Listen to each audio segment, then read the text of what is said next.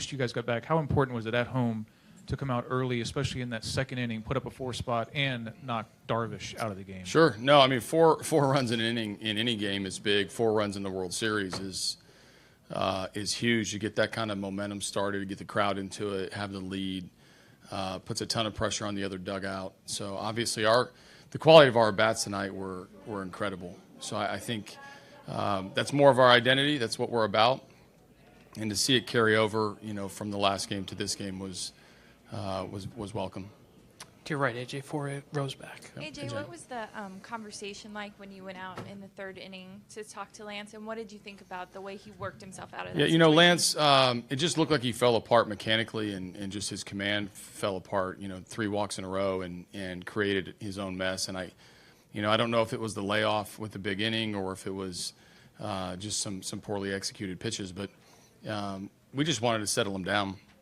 At that point, the game can get pretty fast, and he gets away from himself. You start trying to pitch away from runs, you can turn a big inning into a bigger inning. And instead, we played some excellent defense behind him. That double play is not easy to turn from the 3-6-1.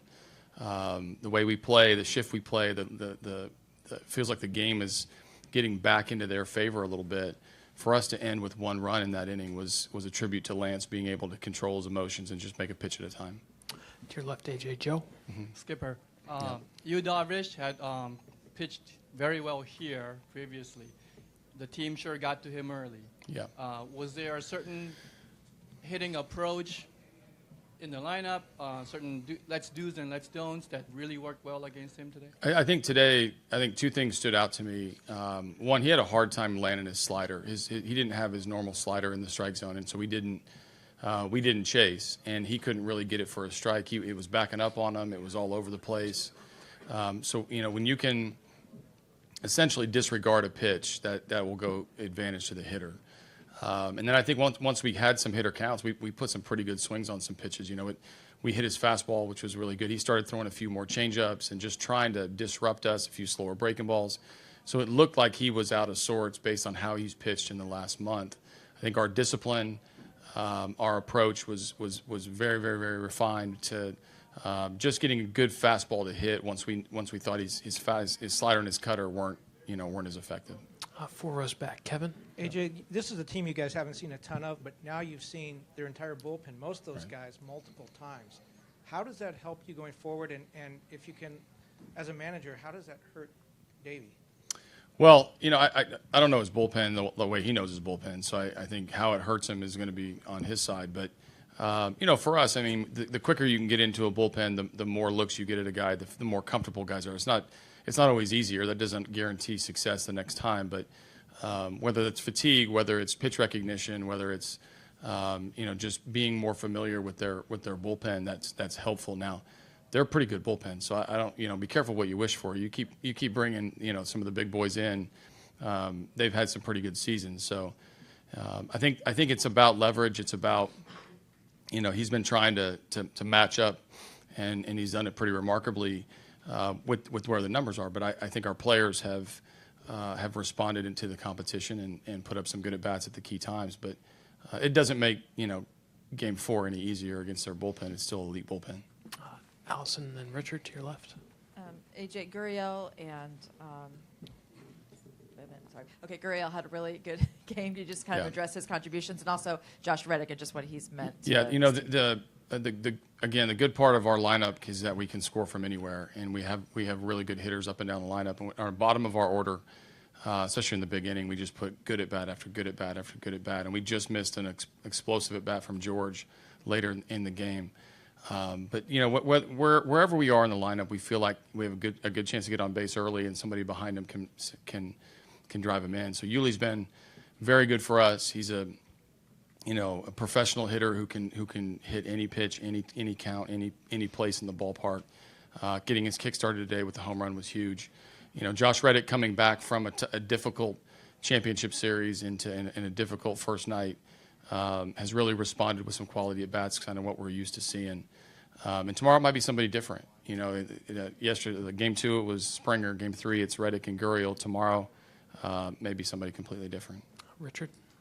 why Peacock there, and why did you decide to just let him finish it out? And what has he meant to you this year? Well, Peacock there because he was the right guy at the right spot against that part of the order. We felt like his strengths matched up against some places we wanted to exploit in the strike zone. And why keep him in is if we all watched the game, it was pretty obvious he was cruising, and their swings weren't good. They weren't. His fastball was playing, his slider was playing. This postseason, I've really enjoyed bringing back the three inning save. That's cool.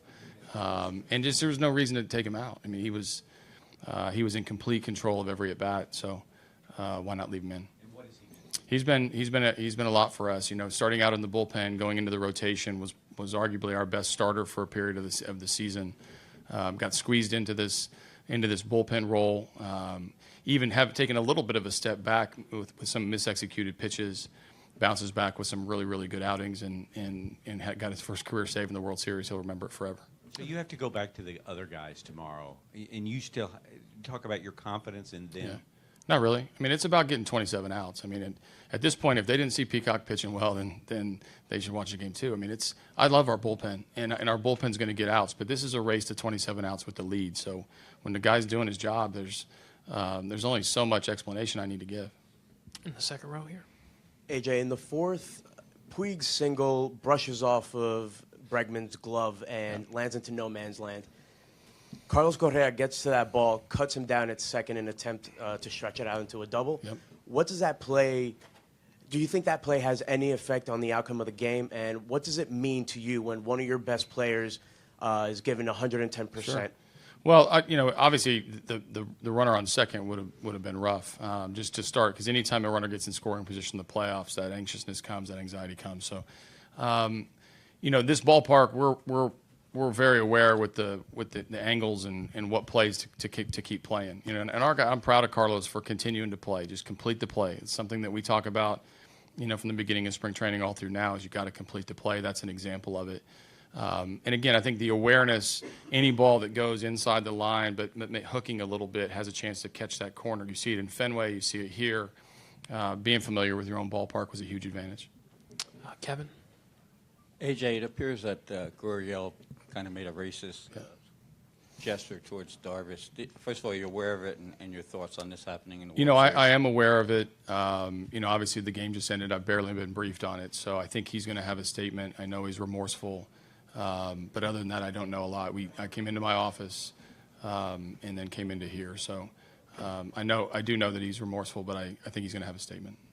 Mike? AJ, in the biggest game before the World Series, McCullers picks up Morton, and tonight Peacock picks up McCullers.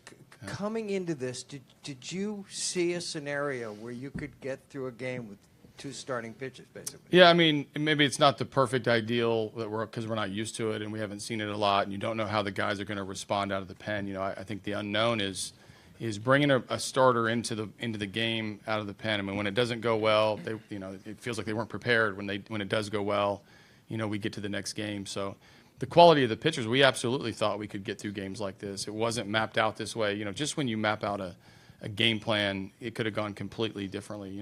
When there were points during this game where I thought McCullers was going to cruise deep into the game, and I also had a reliever up in the third inning when he couldn't throw a strike. So you have to react to the game, use the players the best way to get to 27 outs, and these are some unique ways to win games. I'm not sure you can do it all the time, but you can do it sometimes. To your left, AJ. Brian. AJ's 7 home games. You guys are 7-0 at home, and it seems like every time you maybe hit a little bit of a wall or anything, you're able to come back here, get it going again. What's so special about? I mean, you can hear it and see it, but from your perspective, this team's perspective, playing in this stadium in the playoffs. Well, the energy in this building is second to none. I mean, it's loud. They're loud from the very beginning. There's energy during batting practice. There's a great enthusiasm around our fan base right now with this team. They've fallen in love with this team. So anytime you get the comforts of home, I mean, I don't care whether you're going home for a home-cooked meal or whether you're coming home for a home game here at Minute Maid. There's something special about it, and our players respond to it. We're very comfortable here. I think the belief that this is an offensive ballpark that we've hit a ton in this season helps. But I think the energy in the building provided by the fans and executed on the field by the players is the most special part of it. Take 3 more. Allison. How happy are you with your defense this postseason, it might be the difference maker. It's been pretty flawless. Yeah, I think it's easy to go to our offense. I think some of our pitchers that have stepped up. We've talked a lot about Verlander, Keuchel, Peacock tonight, McCullers. The defense has been steady since the beginning of the postseason, and we have athletes all over the field. We do execute plays. We handle the ball pretty cleanly. It's something we talk about a lot, and to see it on the biggest stage is why we're having the success that we're having. These plays are not easy. I mean, whether it's turn and double play, we practice a lot. We have an attention to detail. The players are playing tremendous defense and not giving away too many 90-foot increments, which is great. On the far back left. AJ, Evan Gattis factored in both of your scoring innings. What tipped your DHing him tonight against their only righty starter, and influenced it all by stringing together 3 straight games with him, presumably in against the lefties the next 2 nights? Yeah, no, he'll be in there tomorrow. I think the Evan Gattis is not been overlooked this season, but I think he's kind of caught the raw end of the deal when it comes to at-bats, and he's just dangerous. And we know that. We know the kind of numbers he's put up in the past, and then when he's inside the strike zone and disciplined, like when he drew the walks tonight, he got a free pass with a 4 from the Dodgers. But when he's swinging at strikes and taking the balls, like his zone discipline, he becomes like crazy, crazy dangerous. And we've seen it play out this postseason, and he's earned these at-bats, and we're at the tail end of the season where these games can be decided by one swing of the bat, and right now he's a little bit more dangerous than our other guys. We'll take a last question up here. You win your first World Series game for Houston the other day on the road. You win one at home. And you've spoken so well about this the whole series, but what would it mean for the city of Houston and maybe win a World Series at home? Yeah, no, I mean I want the 4th World Series win. I think that's the key one for the city, and we've got our work cut out. And I can really appreciate what this city's gone through, what our team has gone through. But we're going to be able to keep it in proper perspective. And we're a baseball team. We're representing the city. We wear this patch for a reason. We're proud to be Houstonians. There's some of us live here year round. But to see the city respond to this team and see us respond to the city's needs is something that I'm most proud of.